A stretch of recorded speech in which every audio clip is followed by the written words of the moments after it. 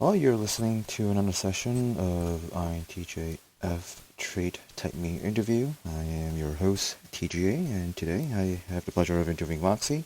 Moxie, you want to say hi? Hello. Alright, so we'll kind of dive right into it. This will be our first ENFP interviewee.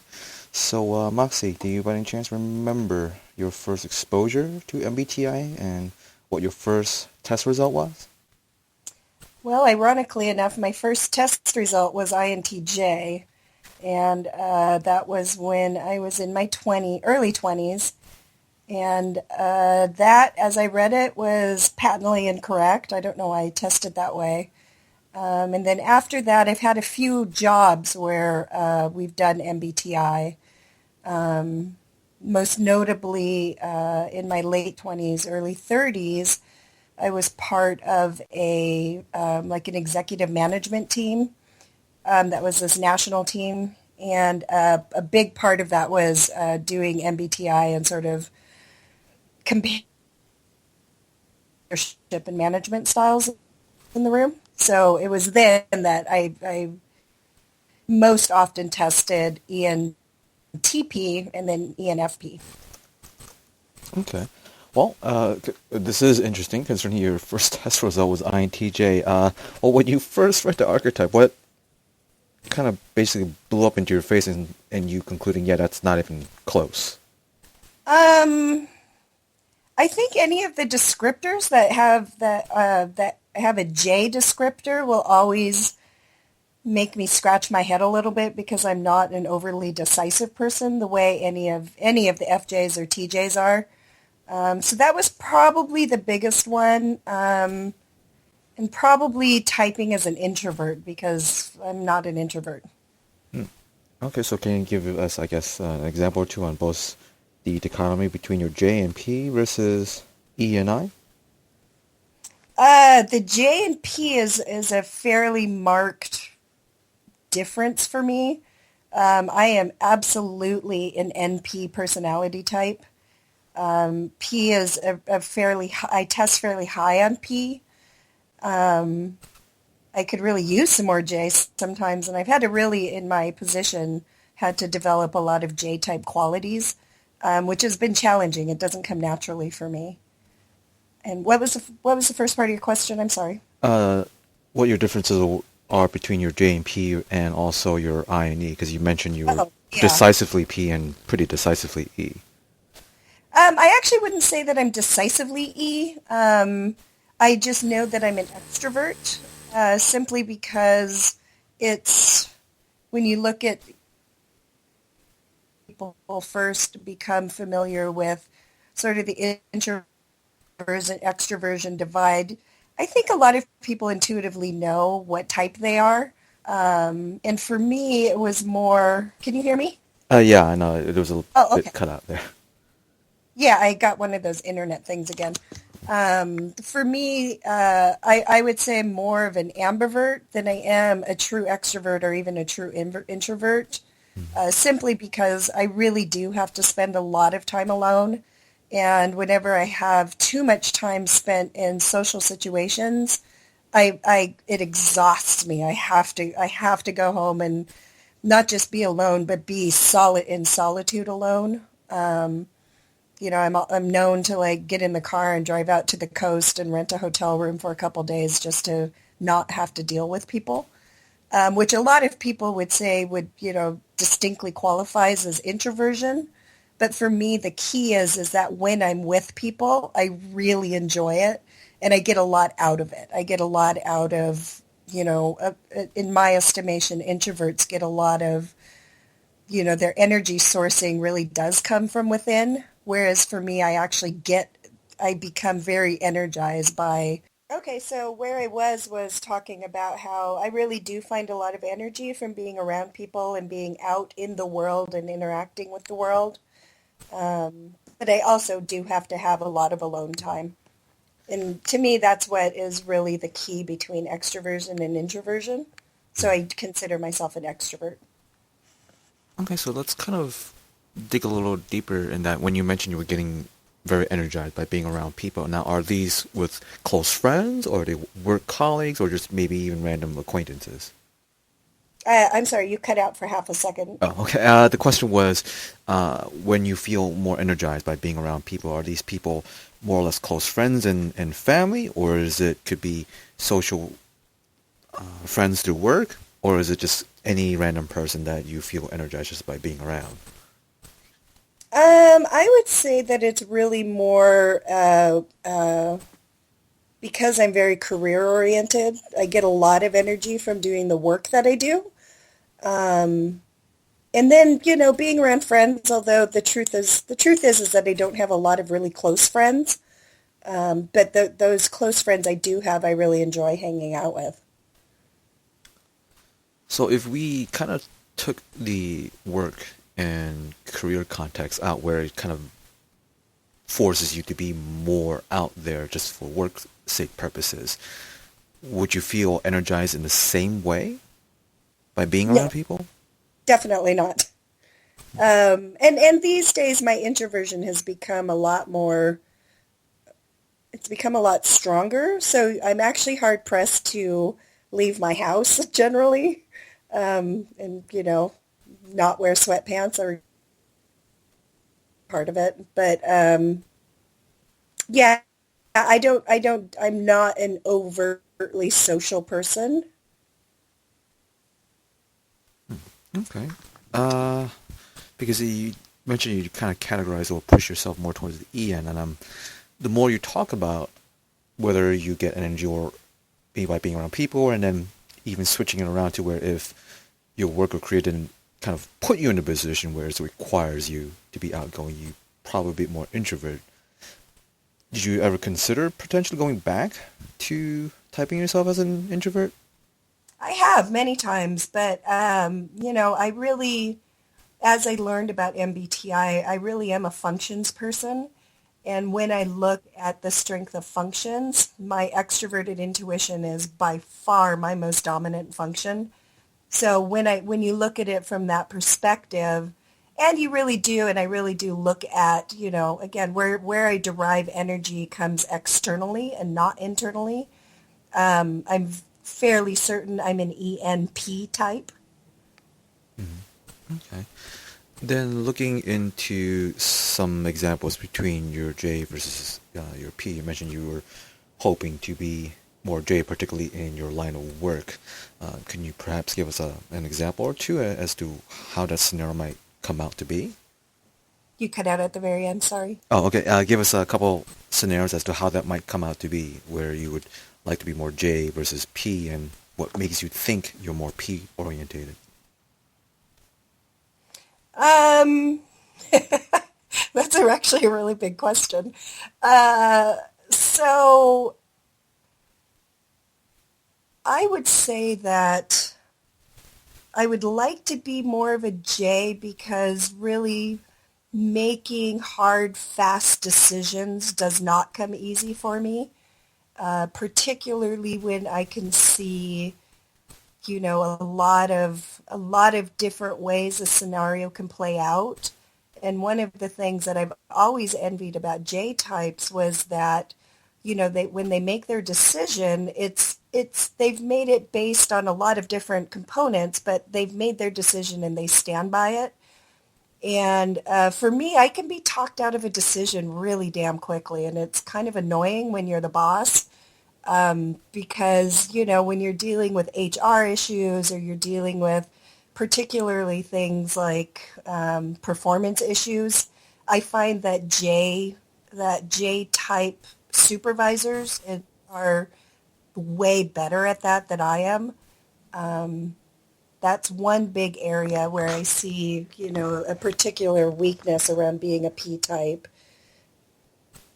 And and just that capacity J types have to sort of set a goal and then single-mindedly pursue it because their J sort of demands it. And frankly, it wouldn't be bad to be, a bit more orderly in my thinking. Okay.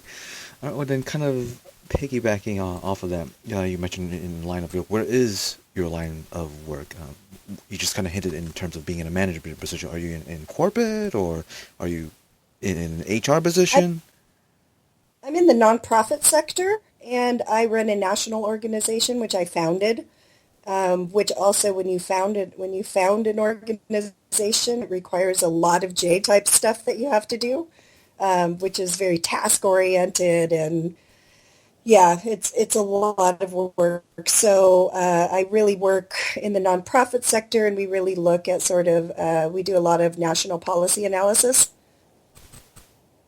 Okay. That is a little atypical for a P to jump in, particularly in founding work. So then let's look into the founding work and see how we can connect it. And we haven't touched yet on your NF part. Can you give us a bit of a background as to what makes you think or feel that you fall in the NF category? That's a really good question. I'm not actually 100% convinced that I am an NF because I'm such an atypical NF in a lot of ways.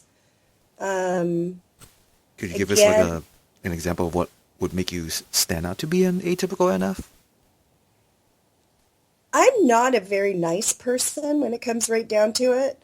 I can be really empathetic and really care about how others feel, and I do feel things very intensely, but I'm also intensely private about them. And I couldn't really tell you. It's just one of those things where when people who are familiar with MBTI meet me, I've most often got you are not like any ENFP I've ever met. And I recognize that, but I also don't think I'm an ENTP. So I've sort of deduced it to ENFP, but a little bit more atypical because I'm not one of those sunshine unicorn, unicorn vomiting rainbow ENFP stereotypes that everybody seems to have glommed onto. Okay.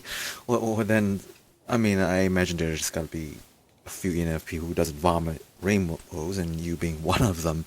Then, looking, I guess, in terms of your functions part, is there anything in terms of how you think or feel, where you operate, particularly, let's say, in your line of work, that would fit a NF profile?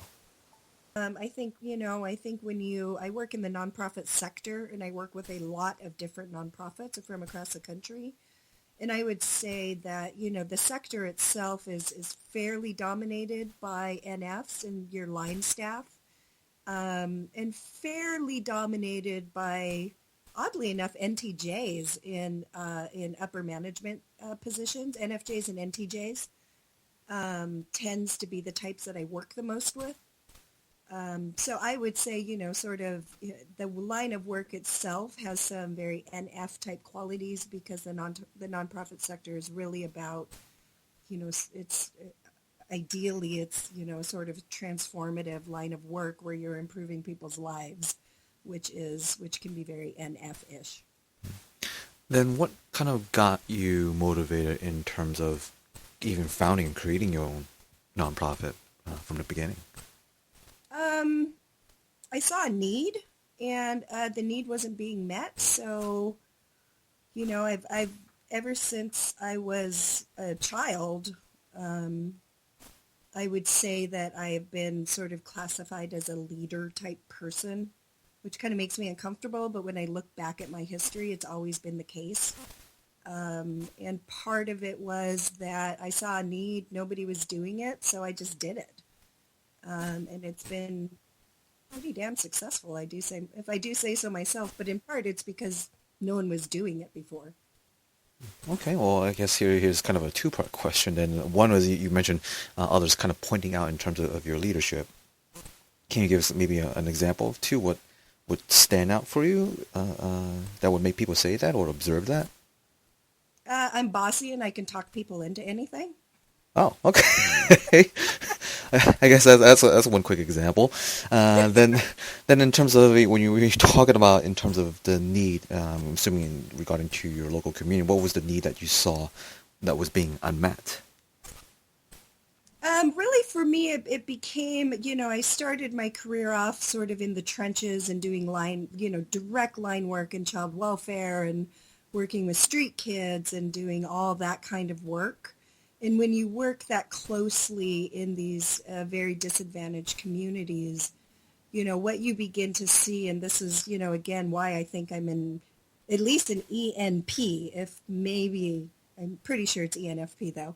Uh, one of the things I'm really good at is spotting patterns.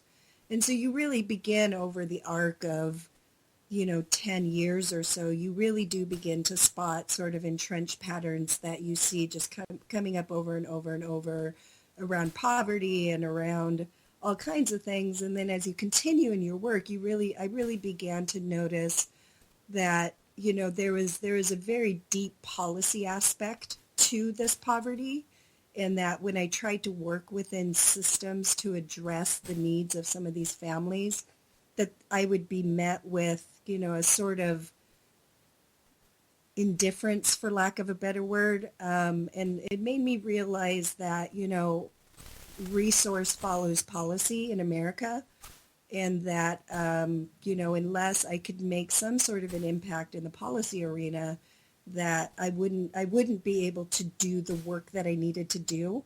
So it was a sort of a natural and intuitive progression from line work to policy work. And kind of how long was that transition from you starting at working from the ground and then you realizing, oh, there's more to be done, and at what point in time that made you go from, okay, I can only do so much where I'm at, I need to do more? Like, where was that point in time, and what pushed you into making that decision? It's a really good question. I would say that was really that really came about when I was working in child welfare. And so much of child welfare work, you're working within foster care systems, and you're working within adoptive care, and you're working with child protective agencies and all of that. And it just became very clear to me that there were certain things that needed to happen that weren't happening. And so I would go to the powers that be and I would ask them, why isn't this happening? And they would, sort of instantly fall back on, well, it's not in our policy. And I sort of realized, and that took, that was a good, I would say, probably by my 5th year doing that was when I began seeing that connection. So, I would say all of this sort of, the arc there was about 10 years or so. Okay. Then kind of looking back, if we just somehow rewound a time 10 years ago or even further, would you have ever imagined being in the position you're in now, or doing what you're doing now? Oh, hell no. Oh. Yeah, it was really more of a, yeah, I never, and this is, again, it kind of speaks to that JP divide. Doing what I'm doing right now wasn't some sort of hard pressed goal. When I first started my career, I thought I was going to be a filmmaker, and I worked on a bunch of films, and I wrote a bunch of screenplays, and I hung out with artists and blah blah blah, all of that artsy fartsy stuff. I didn't really see myself doing what I'm doing now because it wasn't where I thought I was going by any stretch of the word. So, yeah, this has all been, it's super interesting, but it's very much unexpected. Okay. Well, then kind of rewinding back a little further, had you not had the on-the-ground experience in terms of working with poverty and low-income areas, you mentioned you were working as a director in kind of the art field. Can you imagine going further down that line? I mean, what was your original career or professional aspirations had this experience not have happened? It was being a filmmaker.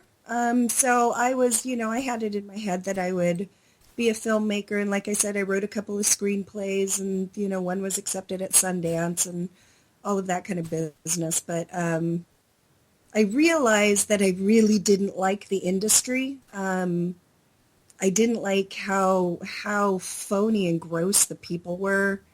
which isn't to say everybody's like that because they're not, and I realize that. But for me, living in Seattle, Washington, you do have to be hooked into Los Angeles, and I really don't like Los Angeles.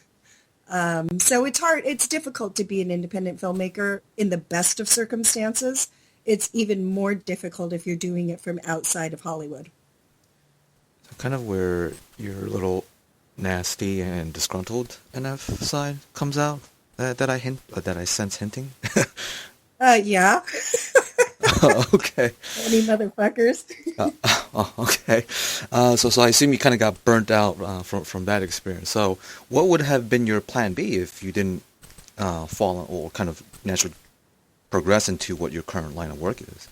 Dude, I'm a P personality. I didn't have a plan B. Oh, okay. I guess that's too much to... All right. It requires a plan, and I wasn't doing that in my early 20s. Oh, wow. Okay. So then this position that you're in now, was it just kind of just by almost, I don't want to say completely by chance, but it almost sounds like it is where you just No, transition. yes and no. I mean, so I've been sort of reluctant to go into the specific arena I'm in, so I won't do that. But everyone on the forum is pretty aware, who knows me well enough, knows that I'm an American Indian. And so my career is very much centered on my community that I grew up in. So within this community, it's really, really common. My dad worked within this community. My mom worked within the community. My grandma worked in the community. So it wasn't that far outside of my sort of formative experiences anyway. So it wasn't something that was completely out of the clear blue sky. It just wasn't something that I had consciously planned on doing. Do you think you might have been influenced by your family in terms of this line of work? Oh, hell yeah. And most people are. No. And in this community, it's actually, it's a very small community, and people all know each other, and the families all know each other, and all of that. So it came as no surprise to anybody, and even retrospectively myself, when I look back on it, it doesn't come as a surprise to me that I ended up where I ended up either. Mm-hmm. Okay. It would have been more of a surprise had I become a filmmaker, frankly. Oh, okay. If you were able to put up with the phoniness, but The okay. phony mofos, yeah. Yeah. Oh, well then kind of looking in terms of outside of your line of work and the forum itself, what other things do you do on your off time? I'm on the forum, probably an unhealthy amount. Okay, so I so do. we're excluding the forum, we're excluding your line of work and other. I mean, you did mention you were at times need to recharge and maybe even go out for a couple of days. I do a lot of hiking, so I try and get outside a lot. I try and get to the ocean as much as I can. Um, I like to do goofy little things like, grabbing a friend and going thrift store shopping, or, stuff like that. I spend a lot of I spend a lot of my free time like completely alone though, because I really enjoy it. So when I do that, I'm just, I'll do whatever kind of takes my fancy at that moment. Sometimes it's going for a drive. Sometimes it's hanging out with a friend. Sometimes it's going for a hike, that kind of thing. Hmm. I wouldn't say I have like a hobby. I kind of go through different phases where I'll, pick up an art or craft and do that for a little while, and then I'll lose interest in it and bop onto something else. Wow. Okay, yeah, you weren't kidding about the P side at least. I told you I wasn't. I'm like, goals? What goals? Yeah. Okay. So out of all four letters, I think P is kind of spoken for. The other three, I don't know. I'm still thinking from everything you're describing in terms of your recharge time, your alone time, your preference to being alone, it kind of weighs more towards the I side. I mean, when you first initially tested as an INTJ, you mentioned it was, if my memory serves correctly, it was early 20s, was it? Yeah, Uh, very early 20s. so what was kind of the change when you got the ENTP or ENFP result? Was that test result taken after the fact of you being in the position you're in? No, I that really happened while I was still doing sort of the line work stuff. And then I got much more interested and, I do this thing where when I find something interesting, whatever it is, and I've done this ever since I was a child, I dive headfirst into it and learn everything I can. So MBTI really caught me in my 30s, late 20s, early 30s, and I really began doing, what I consider a deep dive into it. And again, this is also why I think if you're a functions person, you're gonna, you know, having dominant extroverted intuition does attune you to those patterns that come up. And ENFP came up for me simply because I enjoy watching people patterns.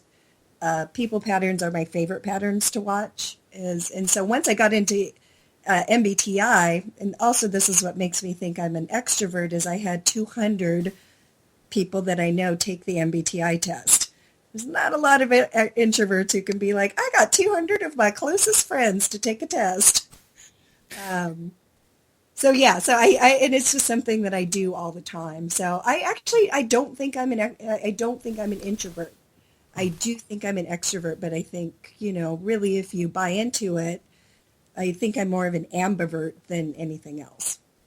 Yeah, it sounds like you're very much on the fence on both ends there. Okay. Then can you give us maybe like an example or two where you were talking about your extroverted intuition and you were talking about people watching or people observing and pattern recognition with them?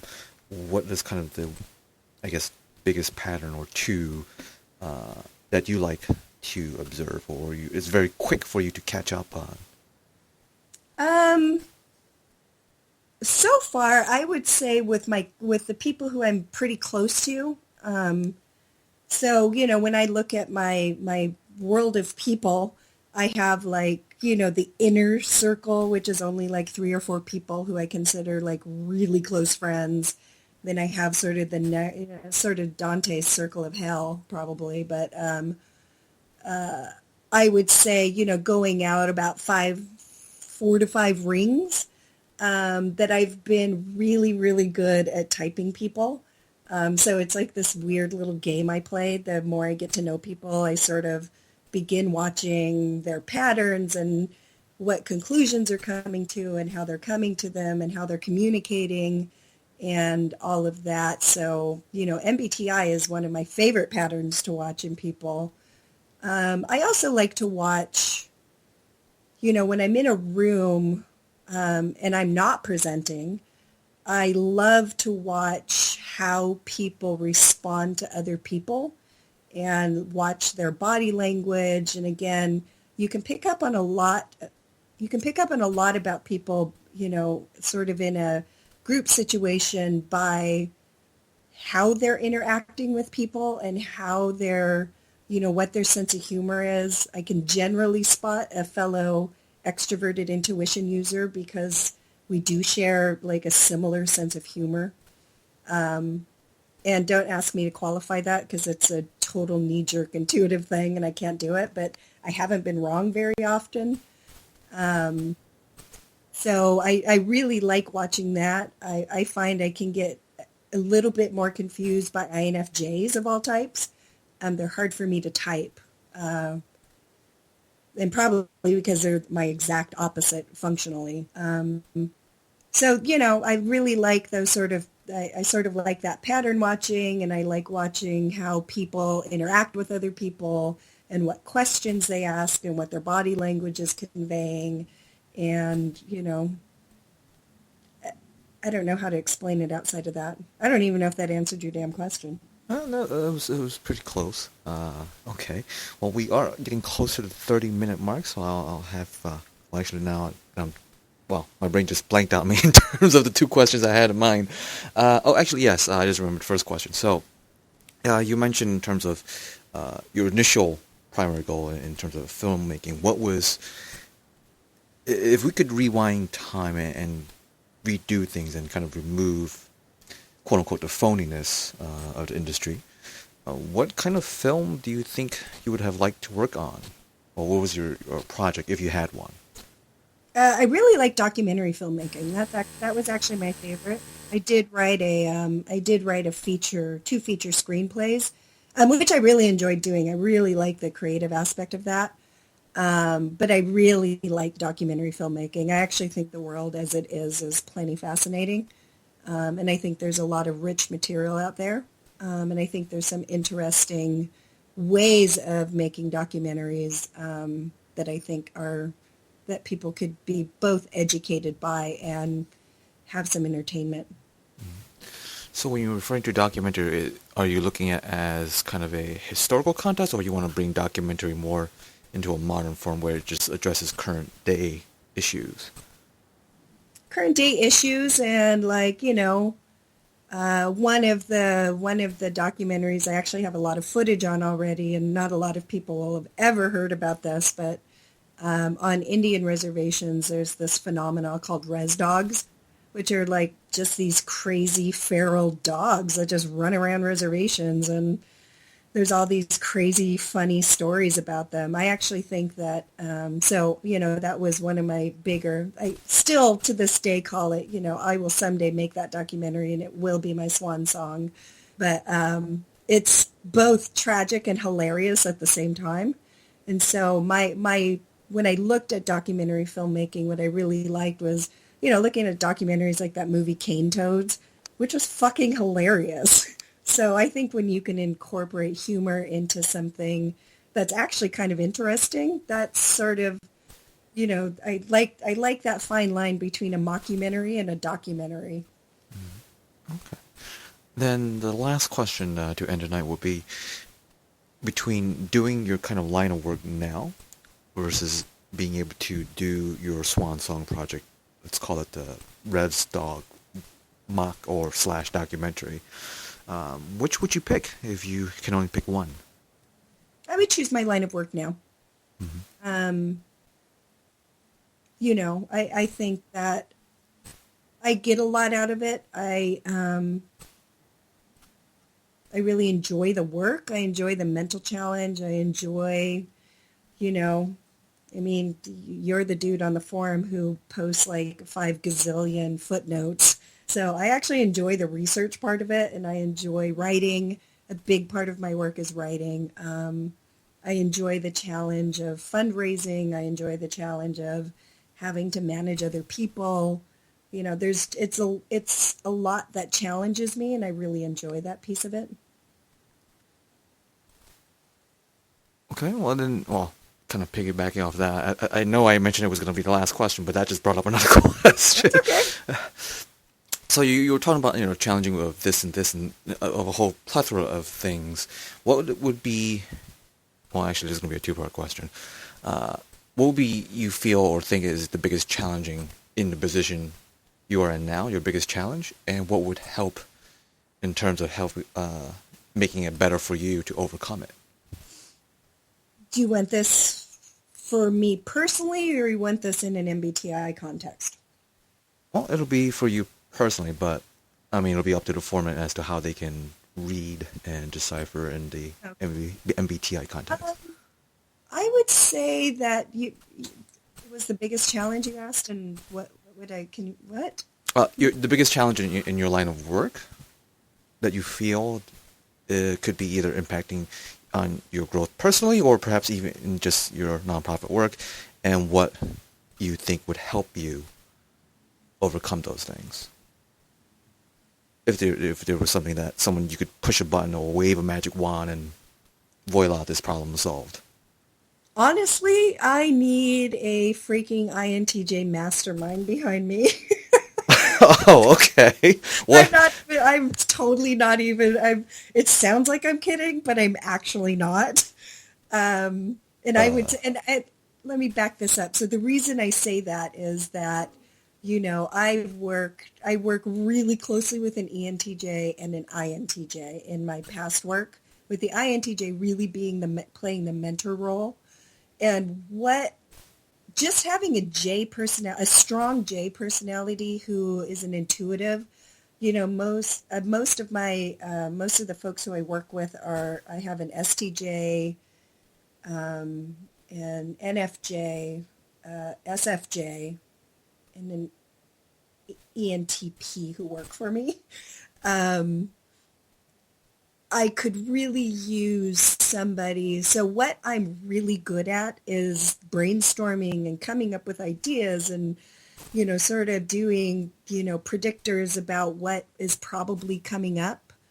Where it can get very challenging for me is to synthesize all of those, sort of lightning speed things that are coming in my head and these big ideas. And, I get very excitable and I want to do everything with everybody all the time. And I really sort of need that anchoring person to be like, no, Mox, you can't fucking do that. And this is why.